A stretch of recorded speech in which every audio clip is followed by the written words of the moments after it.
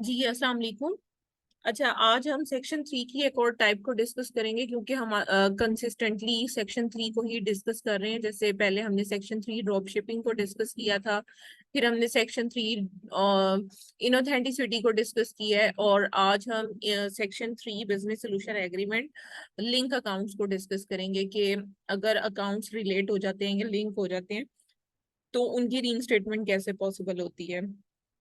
So first of all आपको बताती चलूं कि नोटिफिकेशन जो रिसीव होता है वो कुछ इस टाइप का होता है कि you have a separate account. ये सेपरेट अकाउंट का नेम है which was enforced for violating one of our policy.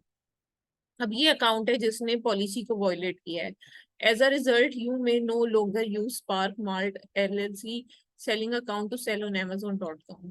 तो इसी वजह से वो कहते हैं कि आप इस अकाउंट को एक्सेस नहीं कर सकते और इसको यूज नहीं कर सकते। अब how do I reactivate my account? अगर आप स्पार्क मार्क को अकाउंट को जो है वो रीइंस्टेट करवाना चाहते हैं तो आपको फर्स्ट अकाउंट को जो जिस पर वॉयलेशन आई है इस पर अपील सबमिट करवाकर पहले इसको रीएक्टिवेट करवाना पड़ेगा। जब आप सक्सेसफुली रीएक्टिवेट करवा लोगे फर्स्ट अकाउंट को, फिर इस अकाउंट के ऊपर आपने परफॉर्मेंस नोटिफिकेशन में जाकर एक अपील सबमिट करवानी है जिसमें आपको नेम प्रोवाइड करना है अकाउंट का जो कि रीएक्टिवेट हुआ और उसकी डेट ऑफ रीएक्टिवेशन सेंड करनी है। यानी कि एक सिंपल सी अपील होगी इस अकाउंट पर करने की जरूरत कि हमारा फला अकाउंट था जिसने ये वॉयलेशन की थी, ये इस डेट को रीएक्टिवेट हो गया है। बस आप इतनी चीज सेंड करोगे तो ये वाला अकाउंट भी खुल जाएगा, ठीक है। लेकिन अगर आप इस अकाउंट को जानते ही नहीं है तो उस केस में काफी सारे इसके मतलब मेथड्स होते हैं, जिसमें सबसे पहले तो अगर आप इस अकाउंट के पहले राइट ऑफ ऑनर थे लेकिन अब उसके राइट ऑफ ऑनर नहीं है तो आपको अपील सबमिट करवानी है। सपोर्टिंग डॉक्यूमेंट शो करवाने हैं जिसमें आप ये बताओगे कि हमारा इस अकाउंट से कोई रिलेशनशिप नहीं है। सपोर्टिंग डॉक्यूमेंट के अंदर सेल्स डीड हो सकती है, परचेज का एग्रीमेंट हो सकता है, बिजनेस ट्रांसफर एग्रीमेंट हो सकता है, या कॉन्ट्रैक्ट टर्मिनेशन हो सकती है, ठीक है। और अगर आप इस अकाउंट को जानते ही नहीं है और आप ये बिलीव करते हैं कि ये जो अकाउंट की डीएक्टिवेशन हुई है ये एरर में हुई है, तो आपने क्या करना है कि अपील सबमिट करवानी है जिसमें आप ये बताओगे कि ये अकाउंट आपसे बिलोंग नहीं करता। और अगर आपका क्लेम जो है वो एनफ नहीं होगा तो आपका अकाउंट रीइंस्टेट नहीं होगा और ये इस अकाउंट पर फ्यूचर में सेलिंग करना बिल्कुल ही खत्म हो जाएगी, मतलब आपको बिल्कुल भी अलाउ नहीं होगा। सो बेस्ट सोल्यूशन यही होता है क्योंकि एरर में अकाउंट्स डीएक्टिवेशन बहुत रेयर चांसेस में होती है। सो 99% केसेस में स्ट्रॉन्ग लिंकेज की बुनियाद पर ही अकाउंट डीएक्टिवेट होते हैं। उसमें बहुत सारे हो सकते हैं, पॉइंट्स हो सकते हैं जिनको आपको देखना होता है, जो कि मैं वन बाय वन आपको अभी एक्सप्लेन करूंगी। अच्छा, अगर आपके पास आप कोई वैलिड अपील नहीं देते या फिर आप ये चूज करते हो कि कोई अपील हम ना करें, तो आफ्टर 90 डेज आप फंड्स की डिसबर्समेंट के लिए कांटेक्ट कर सकते हो। अच्छा, इसमें ये होता है कि अगर तो आपके दो अकाउंट्स हैं, दोनों अकाउंट्स को आप ही ऑन करते हैं या आप दूसरे अकाउंट को जानते हैं, तो उसमें ये होता है कि दोनों अकाउंट्स की इंफॉर्मेशन आपको अमेजोन को प्रोवाइड करनी पड़ती है फंड्स डिसबर्समेंट के लिए। लेकिन अगर आप नहीं जानते तो एटलीस्ट आपको अपने अकाउंट की complete information along with invoices, along with notification का स्क्रीनशॉट जिसमें आप बताओगे कि हमारे अकाउंट पर कोई वायलेशन नहीं है, एरर या हम सेकंड अकाउंट को नहीं जानते, हमारा ही अकाउंट है, हमारे फंड्स डिस्पर्स करते हैं, तो उस केस में भी अमेजोन आपके फंड्स को डिस्पर्स कर देते हैं, ठीक है। तो उसके लिए आपको इस ईमेल पर कांटेक्ट करना होता है जो कि disbursement-appeal@amazon.com है। तो उसके लिए सेपरेट इन्वेस्टिगेशन होती है आपके अकाउंट पर, और अगर आपका अकाउंट किसी भी डिसेप्टिव या फ्रॉडलेंट या इलीगल एक्टिविटी में इंक्लूड नहीं होता तो आपके सारे फंड्स जो हैं वो अमेज़न डिस्पर्स कर देता है, अदरवाइज वो सारे फंड्स होल्ड भी कर सकता है। लेकिन अगर आपने कंप्लीट डॉक्यूमेंटेशन, लाइक अगर आपका एलएलसी अकाउंट है, आपने एलएलसी के documents, bank statements, identity document, invoices, हर चीज अगर आपने प्रोवाइड की है तो अमेज़न आपके अकाउंट के फंड्स जो हैं वो डिस्पर्स कर देगा। अच्छा, अब लिंकेज किस तरह से फाइंड आउट करना है, क्योंकि ये सबसे इम्पोर्टेंट क्वेश्चन है कि आपको लिंकेज अकाउंट, दो अकाउंट्स के किस तरह से फाइंड आउट करने हैं। फॉर एग्जांपल ये अकाउंट है, हम इसको जानते ही नहीं है, तो हम इसको किस तरह से आइडेंटिफाई करेंगे। सबसे पहला स्टेप आपको मैं स्टेप वाइज बताने लगी हूँ कि सबसे पहला स्टेप ये है कि सबसे पहले आपने ये देखना है कि क्या आप अकाउंट को पब्लिक वाईफाई पर या पब्लिक प्लेस पर लॉगिन तो नहीं करते रहे। मेन अकाउंट को, चाइल्ड एक्सेस की बात नहीं कर रही, मेन अकाउंट की बात कर रही हूँ। कि बहुत सारे लोगों की आदत है, उन्हें पता ही नहीं चलता, उन्होंने मोबाइल फोन्स में यूजली जो है मेन अकाउंट लॉगिन किए होते हैं, और वो हर जगह पे जाके वाईफाई कनेक्ट करते हैं, और वो अकाउंट भी जाहिर बात है उसी के साथ कनेक्ट हो रहा होता है। तो सबसे पहली चीज जो आपने देखनी है कि क्या आपने मेन अकाउंट को जगह जगह लॉगिन किया है।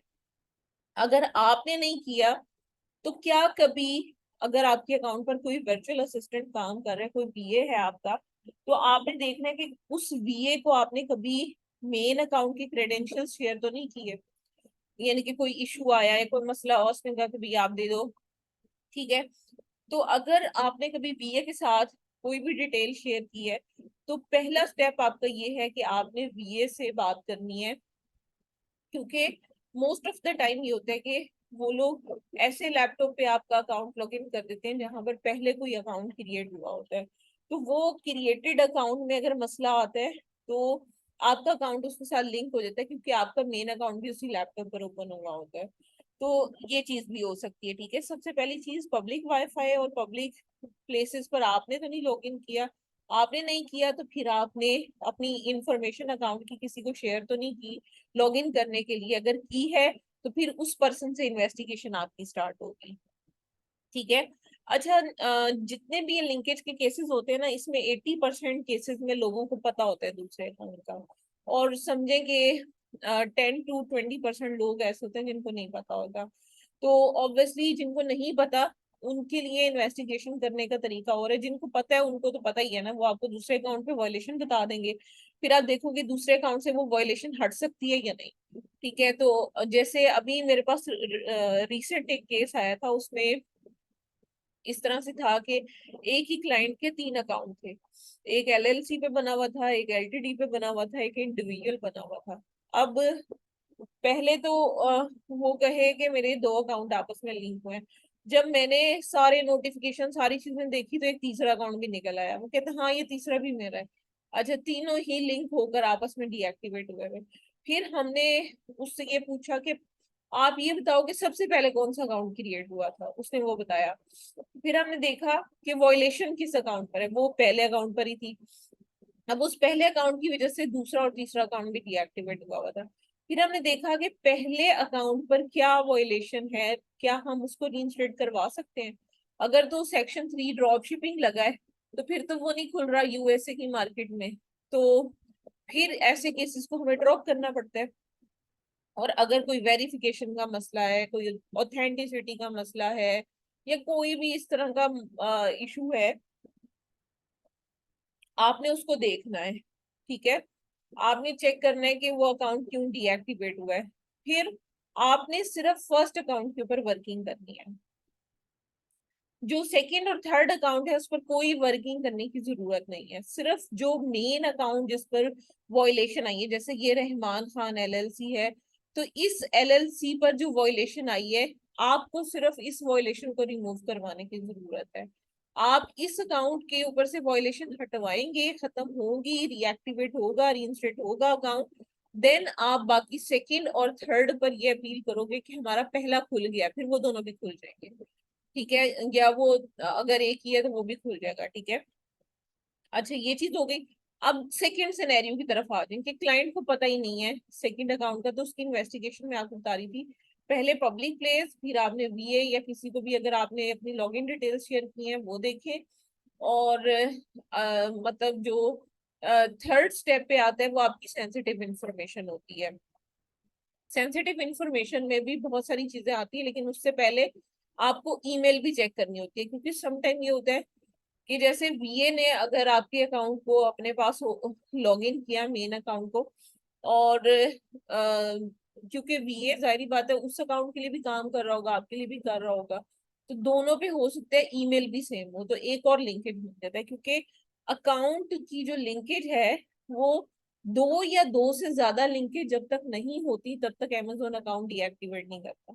सिर्फ आईपी के इशू पर भी नहीं करेगा, सिर्फ लैपटॉप या वाईफाई की वजह से भी नहीं करेगा। अगर कोई थर्ड इशू भी साथ मिलेगा तो फिर अकाउंट डीएक्टिवेट होगा। जैसे ईमेल का हो गया कि बीए की दोनों अकाउंट्स पर ईमेल सेम थी, वो भी इशू कर सकती है। फिर उसके बाद जो सेंसिटिव इंफॉर्मेशन की बात कर रही हूँ, उसमें आपका होम एड्रेस आ जाता है, उसमें आपका फोन नंबर आ जाता है, उसमें आपका नेम या आपका आइडेंटिटी डॉक्यूमेंट जैसे पासपोर्ट या कोई भी चीज जिसमें डेट ऑफ बर्थ, क्योंकि बाज लोग ऐसे भी करते हैं, एक अकाउंट पासपोर्ट पे बना लिया तो दूसरा आईडी कार्ड पे बना लिया, बंदा तो एक ही है ना, इंफॉर्मेशन भी एक है, डेट ऑफ बर्थ भी एक है। ठीक है, तो समटाइम लोग रेजिडेंशियल एड्रेस सेम डाल देते हैं। अब होते दो लोग हैं, फॉर एग्जांपल हस्बैंड वाइफ हैं, अब उनका रेजिडेंशियल एड्रेस ऑब्वियसली सेम होगा, उस केस में प्रॉब्लम होती है, अकाउंट डीएक्टिवेट हो जाते हैं। तो उसमें फिर आपको ये चीज शो करनी होती है कि आपने रेजिडेंशियल एड्रेस क्यों सेम इस्तेमाल किया। फिर आपको प्रूफ देना पड़ता है, जैसे मैरिज सर्टिफिकेट है या कुछ भी है, तो फिर आप सेकंड अकाउंट पर काम कर सकते हैं कि सेकंड अकाउंट पे आप अमेजोन को मैरिज सर्टिफिकेट दें, बताएं कि हम एक ही घर में रहते हैं। अब ये रीजन है एड्रेस सेम होने की, बाकी हमारा बिजनेस सेपरेट सेपरेट है, वो अपना ऑपरेट कर रहे हैं, मैं अपना कर रही हूँ। तो इस तरीके से आपको रीन स्टेटमेंट करवानी है। लेकिन अगर ये वाला लिंकेज भी नहीं है, आपका वैसे एड्रेस किसी ने इस्तेमाल कर लिया, या समटाइम ये होता है कि एलएलसी पर एड्रेस सेम हो जाता है, यानी कि मैंने भी किसी से एलएलसी बनवाई, आपने भी बनवाई किसी से, अब उसने क्या किया, सेम एड्रेस पे हम दोनों की एलएलसी ओपन करके और सेम एड्रेस पे लेट्स से अकाउंट हमारे साइन अप हो गए, क्योंकि हमारे बिजनेस एड्रेस दोनों के सेम है, तो वो भी एक स्ट्रॉन्ग लिंकेज है। तो समटाइम इस तरह से भी हो रहा होता है। अच्छा, इसके बाद जो नेक्स्ट मतलब लिंकेज हो सकता है वो कार्ड की इंफॉर्मेशन हो सकती है, यानी कि डिपॉजिट मेथड पे जो बैंक अकाउंट लगा है वो भी हो सकता है। इसके अलावा जो चार्ज मेथड में आपका डेबिट या क्रेडिट कार्ड इस्तेमाल हुआ होता है वो भी लगा होता है। समटाइम बिलिंग इंफॉर्मेशन पर भी अकाउंट डीएक्टिवेट हो जाते हैं। फॉर एग्जाम्पल, मेरे कार्ड की डिटेल और मेरे घर में कोई और पर्सन रहता है, उसकी कार्ड की डिटेल, कार्ड की डिटेल तो डिफरेंट है, बिलिंग एड्रेस अब हम दोनों का सेम है, तो उस केस में भी उसने अपने कार्ड को लगाया अपने अकाउंट में, मैंने अपने कार्ड को अपने अकाउंट में लगाया, तो बिलिंग एड्रेस सेम होने की वजह से भी अकाउंट डीएक्टिवेट हो जाते हैं। तो आपको इस तरह से इन डेप्थ जाकर चीजों को देखना होता है। अब जैसे ये वाला अकाउंट है रहमान खान एलएलसी, अब इस अकाउंट को ये स्पार्क मार्ट वाला नहीं जानता, तो हमने फिर इसको कहा कि एक वेबसाइट है जिसका नाम है ओपन कॉर्पोरेट। ठीक है, इसको मैंने ओपन किया, और ये जो बिजनेस है, अगर तो ये बिजनेस अकाउंट हुआ तो इसकी डिटेल कुछ ना कुछ निकल आएगी, फिर आप इन्वेस्टिगेशन अपनी फर्दर स्टार्ट कर सकते हैं। लेकिन अगर ये बिजनेस अकाउंट ना हुआ, इंडिविजुअल अकाउंट हुआ, फिर इसको फाइंड करना बहुत मुश्किल होगा। ठीक है, अब यहाँ पर हम अपना कंपनी नेम लिखेंगे जिसको हम सर्च करना चाह रहे हैं। ठीक है,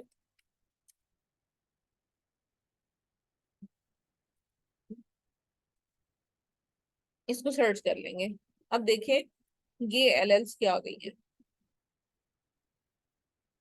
अब ये एलएलसी है, ये एक्टिव है, 8 मई को बनी है, और ये अकाउंट पहले का बना हुआ है। ठीक है, तो ये अकाउंट बाद में बना है और डीएक्टिवेट पहले हुआ है। अब ये देखो, ये इसका पूरा एड्रेस और ये उसका रेजिडेंशियल एड्रेस भी आ गया। व्योमिंग में बनी हुई एलएलसी है, 5 महीने पहले बनी है। ये उसका कंपनी नंबर है, ये एजेंट नंबर है। ठीक है, और ये एजेंट का एड्रेस है।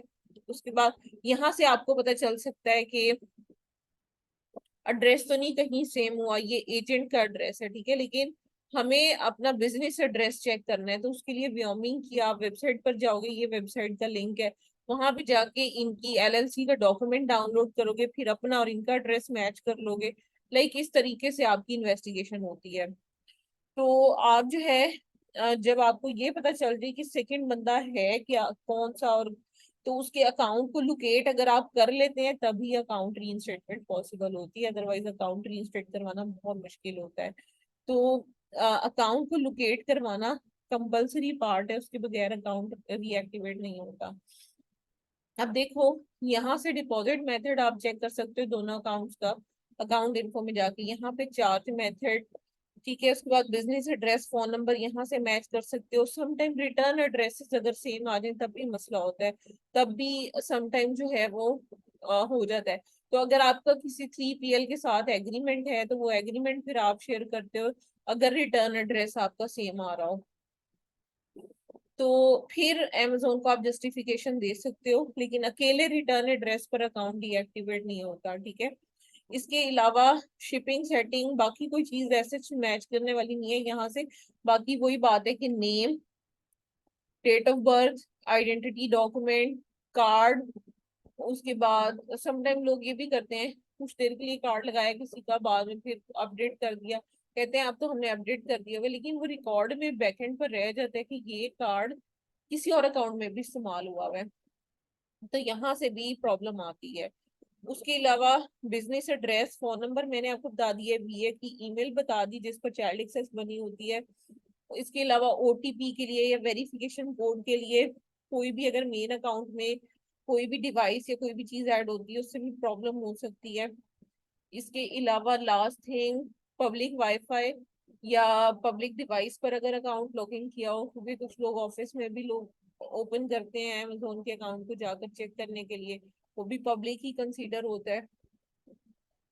तो बाकी आपने अगर अपने अकाउंट की डिटेल किसी को दी है तो उस टाइम पर भी आप इसको देख सकते हो, ठीक है। लेकिन याद रखना है कि अकाउंट रीएक्टिवेशन के लिए अकाउंट को लोकेट करना बहुत कंपलसरी है, क्योंकि अगर एरर में जाकर आप करते हैं तो वो जैसे हस्बैंड वाइफ का केस मैंने आपको बताया, या ब्रदर, दो भाई एक ही घर में रहते हैं उनका मैंने केस बताया, तो इस तरह के केसेस में अगर आप जस्टिफिकेशन दे सकते हो लिंकेज की कि सेम चीज क्यों इस्तेमाल हुई थी, तो मतलब ये कि अकाउंट रीएक्टिवेट करवा सकते हैं एरर में जाके।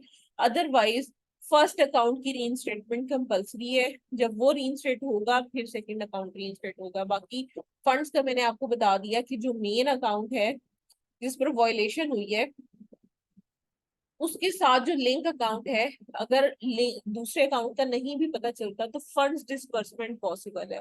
जैसे इन ऑथेंटिसिटी में तो मैंने आपको बताया था कि फंड्स डिसबर्समेंट पॉसिबल ही नहीं है, लेकिन इस केस में आप अपने फंड्स को डिसबर्स करवा सकते हैं by giving them your business documents, your personal documents, your bank statements और रसीद और इनवॉइसेस, ये सारी चीजें आप प्रोवाइड करके आप इसकी तरफ मूव कर सकते हैं। जी, अब आपका कोई भी क्वेश्चन है तो प्लीज आप पूछिएगा।